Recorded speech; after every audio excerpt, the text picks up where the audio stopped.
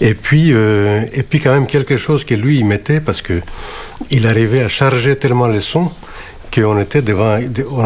Moi, je n'avais jamais entendu une musique comme ça avant, quand même. C'était quelque chose de... très proche de la nature aussi, quelque chose de... Quand je dis tragique, c'est ça aussi, hein, c'est comme un tremblement de terre, quoi. C'est comme quelque chose qui vient et qui vous dépasse, quoi.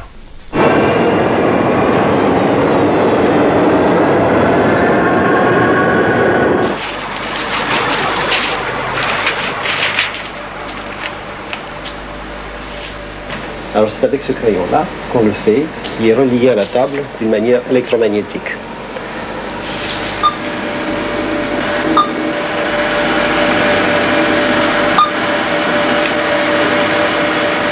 Quelle est l'originalité de ce système? C'est qu'il permet de faire des sons, des partitions de musique, en dessinant tout simplement.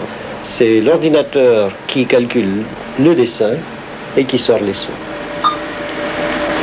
Je pense vraiment qu'il avait besoin de l'ordinateur parce que il était complètement pris dans une espèce de tragédie. Moi, je pense à ça, hein, une tragédie interne, et il fallait quelque chose qui mette de l'ordre. Et je pense que son discours s'est articulé beaucoup grâce aux chiffres. Je pense vraiment à ça. C'est ça qui a donné de l'ordre, qu'on peut entendre ces architectures qui viennent. Sinon, sa tragédie, à mon avis, était immense. Je ne sais pas ce que c'était, mais c'était à l'intérieur de lui. I first met Xenakis in 1972 when he was teaching his short course at Indiana University, and this was a great opportunity for me. At this course, he taught the theory of granular synthesis. It was a theory that any sound could be created or composed as a combination of hundreds or thousands of sound particles or sound atoms. And he called this theory a theory of sound quanta. Si Xenakis avait voulu prendre ce morceau de Phytopracta et l'entrer ça dans le pic, il avait amené une feuille de papier calque, où il y avait déjà le dessin. Après, il prenait le dessin et il mettait sur une grande table d'architecte. On fait ce qui faisait le lien très directement entre Xenakis architecte et Xenakis compositeur par rapport à cet outil UPIC, c'était que la table architecte que Xenakis avait utilisée, c'était une table normalement utilisée par des architectes pour des plans. We can hear Xenakis talking about granular synthesis in the next example.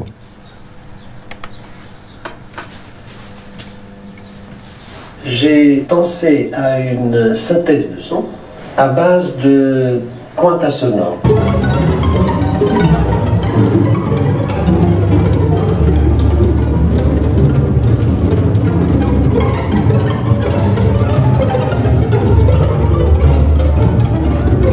Μουσική θα έλεγα ότι είναι η σκέψη μέσα από ήχους και όχι από οπτικά ή από λόγια.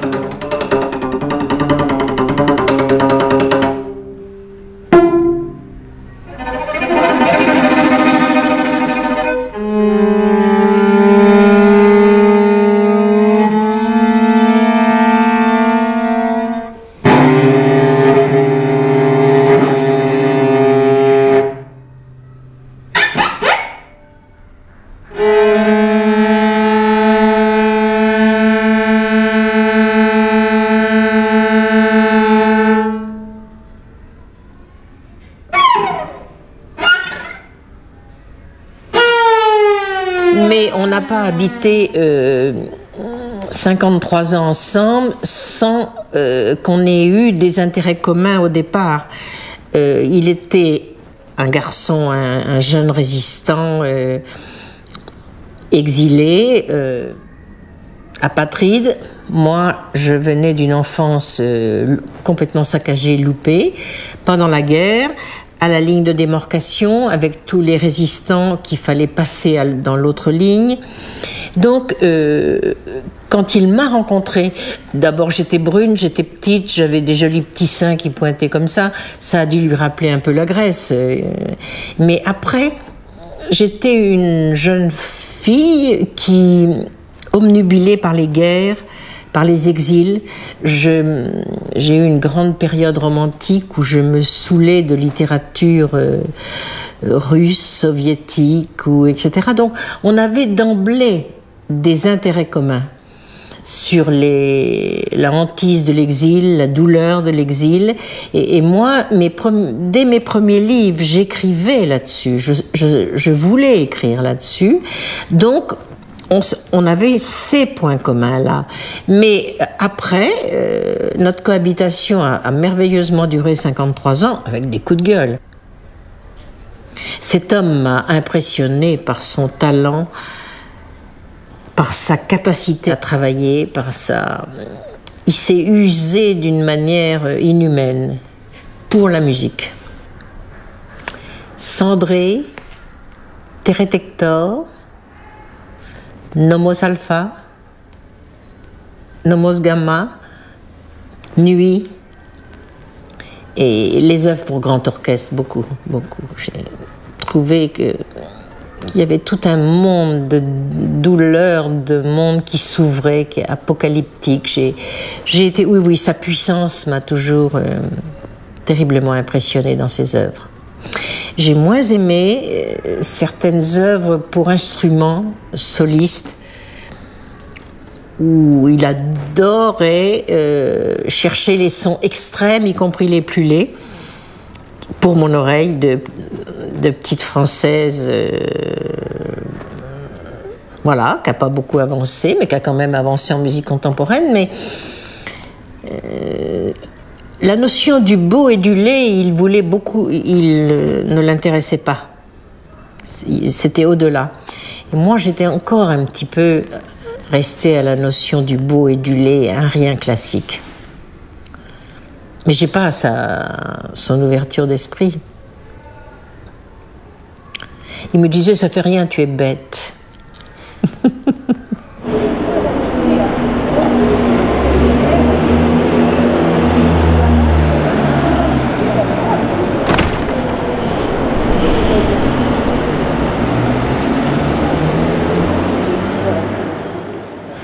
Στο Παρίσι θα εργαστεί στο ατελιέ του Le Corbusier, όπου θα λάβει όλο και πιο ενεργό ρόλο, δημιουργώντας το 1958 το περίπτερο Philips της Παγκόσμιας Έκθεσης των Βρυξελών.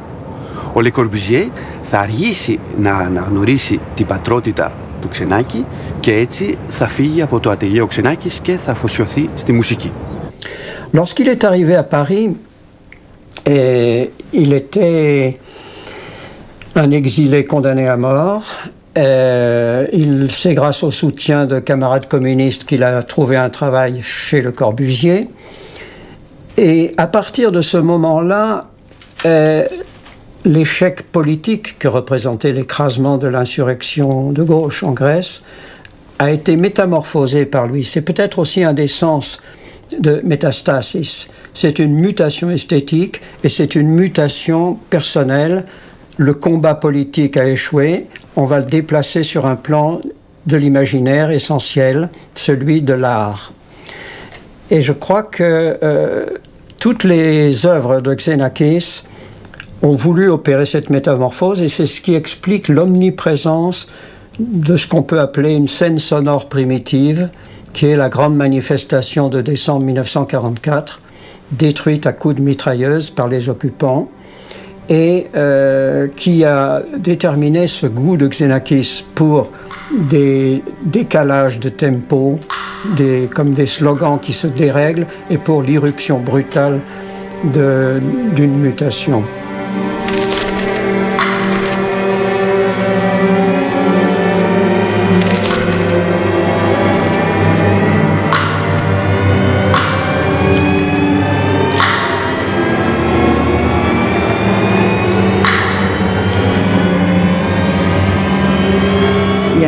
raconté qu'un jour, dans un taxi, il déclare finalement à Le Corbusier, ça y est, je me sens prêt, j'aimerais assumer la signature, quelque part, d'être chef de projet d'un projet architectural. Et Le Corbusier, apparemment sans hésitation, lui a proposé le couvent de la Tourette. De par son côté mathématique, c'est basé sur le rectangle cistercien traditionnel d'un monastère comme ça, et l'idée plaisait beaucoup à Xenakis, l'athée, et Le Corbu, qui était de confession protestante, mais aussi non pratiquant et certainement athée aussi, ça donnait quand même une chose, une objectivité, mais avec un respect aussi qui était importante, je crois, pour les deux.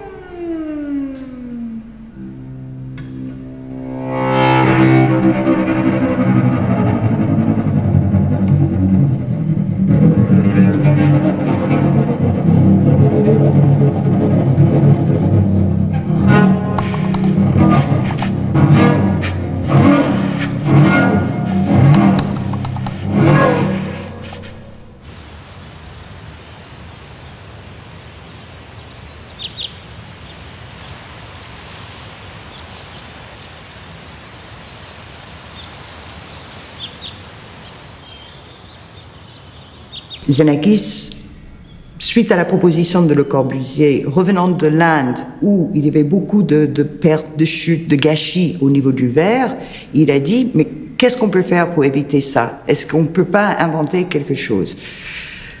Et c'est là où, finalement, comme nous voyons ici, il y a à la fois un rythme dans la verticalité, mais aussi dans l'horizontalité. Et donc, selon les chutes différentes, on peut les caser. Mais comment le faire? On ne va pas le faire au hasard. Au hasard, ça risque d'être très moche.